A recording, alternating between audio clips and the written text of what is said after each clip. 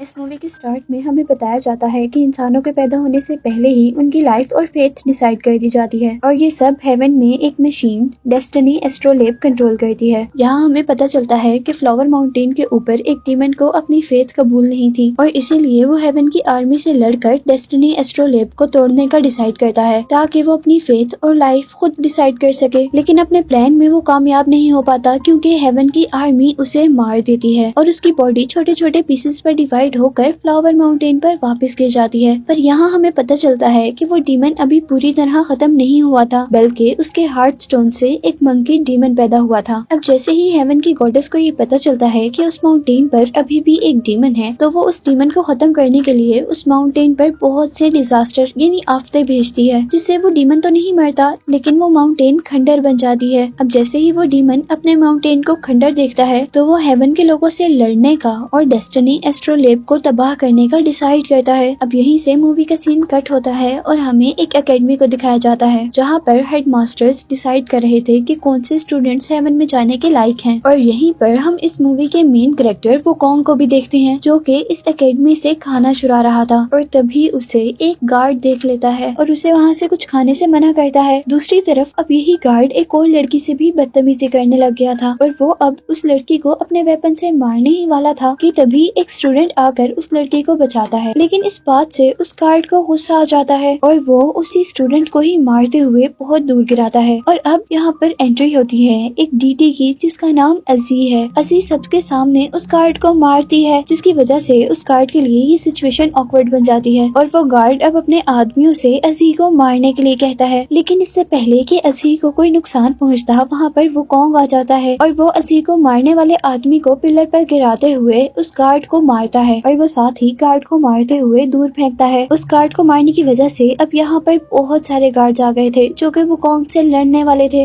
अब वुकोंग उनसे लड़ने के लिए अपने कान में से लावा निकालता है जो कि एक वेपन में चेंज हो जाता है और साथ ही वो अपने वेपन को घुमाता है जिसमें से बहुत सी फायर निकलती है और वहाँ मौजूद सारे के सारे सोल्जर्स एक ही हिट में ऊपर उड़ते हुए दूर गिरते हैं। वुकोंग यहाँ सारे सोल्जर्स को जमीन पर गिरा हुआ देखकर काफी खुश हो रहा था। अब जैसे ही इस सारे वाकये का गॉडेस को पता चलता है तो वो अपने एक खास आदमी टियान को यहाँ सिचुएशन कंट्रोल करने के लिए भेजती है। वुकोंग जो कि रिलैक्स फील कर रहा था उसे भी अपने करीब खतरे का अंदाजा होता है और तभी यहाँ पर टियान आकर वुकोंग पर बहुत से डैगर्स और ब्लेड से अटैक कर देता है। वो ब्लेड्स उसके इर्द गिर्द एक तूफान क्रिएट कर देती हैं जिससे उसे लड़ना मुश्किल हो रहा था और अब वो अपना वेपन जोर से जमीन पर मारता है जिसके रिजल्ट में उसका वेपन बहुत ज्यादा बड़ा हो गया था। वो जल्दी से अपने वेपन पर किक करता है जिसके अंदर से बहुत से फ्लेम्स निकलते हैं और वो सारी ब्लेड्स अब टियान की तरफ मुड़ जाती हैं और अब वुकोंग अपने बड़े से वेपन पर दोबारा टियान पर अटैक कर रहा था और यहाँ पर अब एजी भी थी। वुकोंग एजी को नहीं मारना चाहता था लेकिन वो अपने वेपन को कंट्रोल भी नहीं कर पा रहा था और अब एजी अपनी एक फिंगर के साथ उस वेपन को रोक देती है। लेकिन यहाँ पर हमें पता चलता है कि असल में वो वेपन एजी के फ्रेंड अर्लिंग ने रोका था और अब यहाँ पर अर्लिंग और वुकोंग के दरमियान में लड़ाई होती है और अर्लिंग एक ही पंच में उसका वेपन तोड़ देता है जिसकी वजह से वुकोंग दूर जाकर गिरता है और इस तरह वुकोंग हार जाता है और हेवन सोल्जर्स उसे पकड़कर कैद कर लेते हैं।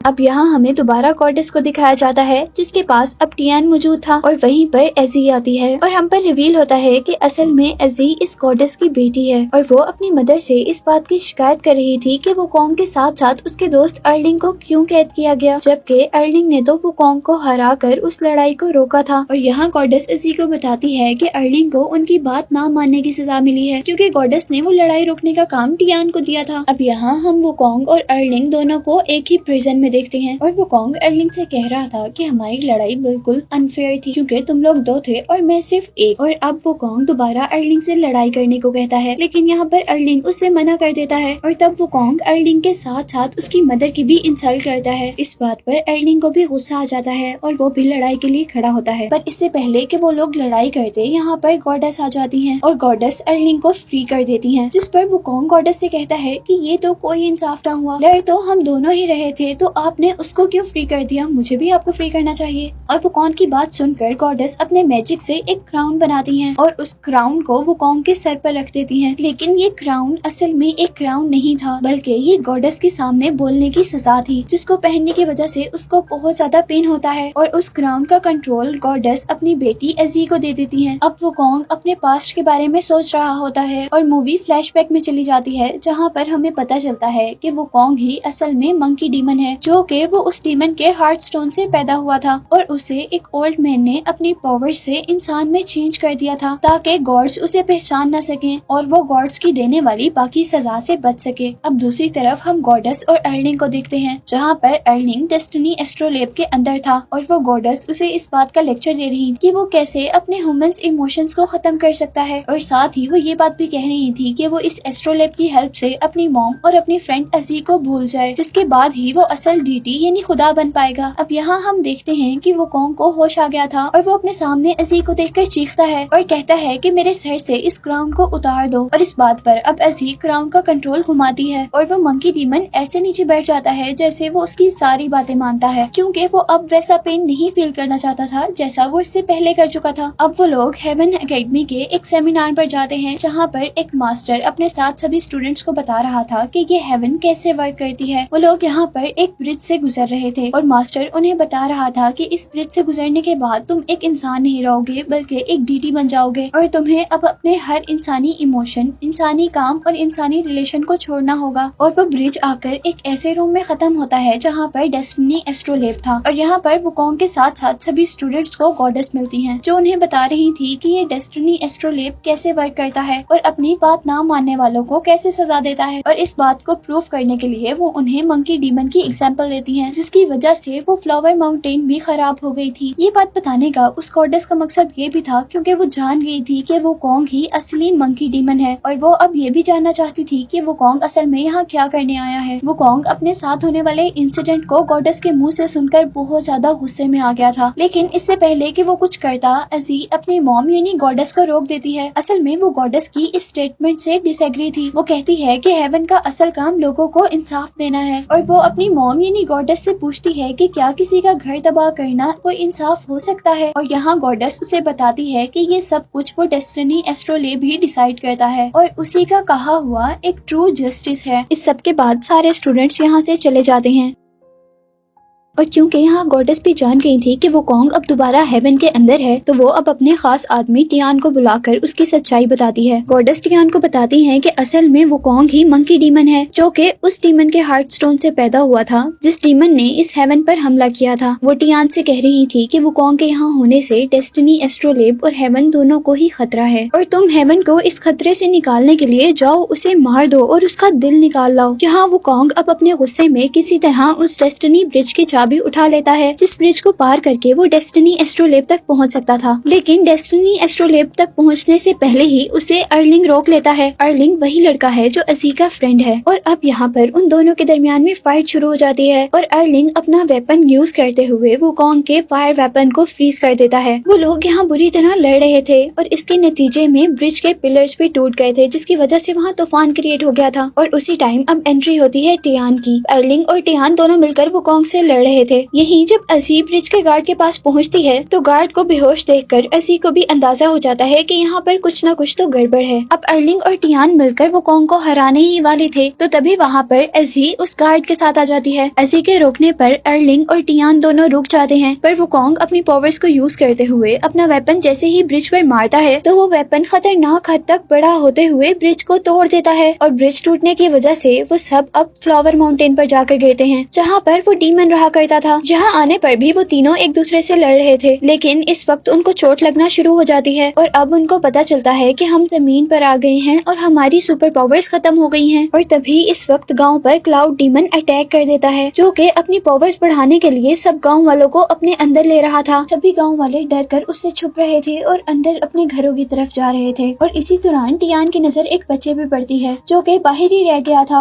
और उसे यहाँ पर एक लड़की बचाने के लिए आती है। टियान जल्दी से आता है और उन दोनों को बचाकर अंदर ले जाता है। और इससे पहले कि वो खुद अंदर जा पाता, अब क्लाउड डीमन उसे ही अपने अंदर खींचने लगा था और अब टियान को और कोई नहीं बल्कि वुकोंग बचाता है, जिसे टियान मारने वाला था। इस वक्त एजी अपने एरो से उस क्लाउड डीमन पर अटैक करती है, जिसकी वजह से वो क्लाउड डीमन फ्रीज हो जाता है और वहाँ से वापस चला जाता है। सीन यहीं से कट हो जाता है और सुबह होने पर हम वुकोंग और अर्लिंग को रस्सी से बंधा हुआ देखते हैं, जिन्हें एजी ने बांधा था। और अब एजी उन सबसे कहती है कि ये गांव वाले खतरे में हैं और हमें अपनी लड़ाई छोड़कर इनकी मदद करनी चाहिए। और साथ ही एजी उन दोनों को ये भी बताती है कि गांव वालों को लग रहा है कि हम डीटीज उनकी मदद करने के लिए आए हैं। पहले तो एजी और अर्लिंग दोनों इनकार कर देते हैं और फिर जब वो खुद गांव वालों को मुश्किल में देखते हैं तो वो डिसाइड करते हैं कि वो अब क्लाउड डीमन को पकड़ कर ही रहेंगे। और अब वो लोग उसे पकड़ने के लिए एक आर्टिफिशियल सनसेट क्रिएट करते हैं, क्योंकि सूरज गरूब होने के बाद ही वो बादल अपेयर होता था और उस आर्टिफिशियल सनसेट को देखते ही वो क्लाउड डीमन अब गांव पर अपेयर हो गया था। अब यहाँ सब लोग मिलकर उस पर फ्रीजिंग एरो से अटैक कर रहे थे, लेकिन इसे कुछ भी नहीं हो रहा था, बल्कि सिर्फ उस डीमन को गुस्सा आ रहा था। और अब टियान जल्दी से भागता हुआ जाता है और अपने आर्टिफिशियल सनसेट एलुयन को आग लगा देता है, जिसकी वजह से वहाँ पर डीमन का फेस देखा जा सकता था। उस डीमन का चेहरा नजर आते ही वुकोंग अपनी बड़ी सी फ्रीजिंग कैनन से उस पर अटैक कर देता है। और अब यहाँ वुकोंग के मारते ही टियान उस डीमन को कैद कर लेता है और इस तरह गांव वाले उस डीमन से बच जाते हैं जो उन्हें सालों से तंग कर रहा था। इस गांव में टियान को अपनी वो फ्रेंड भी मिलती है जिसे हेवन से निकाल दिया गया था। इस सब के बाद हम वुकोंग और एजी को देखते हैं, जहाँ अब हमें पता चलता है कि एजी वुकोंग को पसंद करने लगी थी, लेकिन ये बात गॉडेस को बिल्कुल भी पसंद नहीं आती और वो अब एजी को वापस हेवन में लेकर आने के लिए हेवन से अपनी आर्मी को फ्लावर माउंटेन तक भेजती है। यहाँ पर आने के बाद वो सोल्जर सभी को मार रहे थे और इस लड़ाई के दौरान वो डीटी टियान, जो कि अब जमीन पर आने की वजह से इंसान बन चुका था, वो भी मर जाता है और एजी को वो सोल्जर्स वापस लेकर जाने लगते हैं, जो देखकर वुकोंग को बहुत ज्यादा गुस्सा आता है और वुकोंग अब सोल्जर से लड़ता है, लेकिन वो हार जाता है और वो सोल्जर्स वुकोंग को लेकर हेल में चले जाते हैं।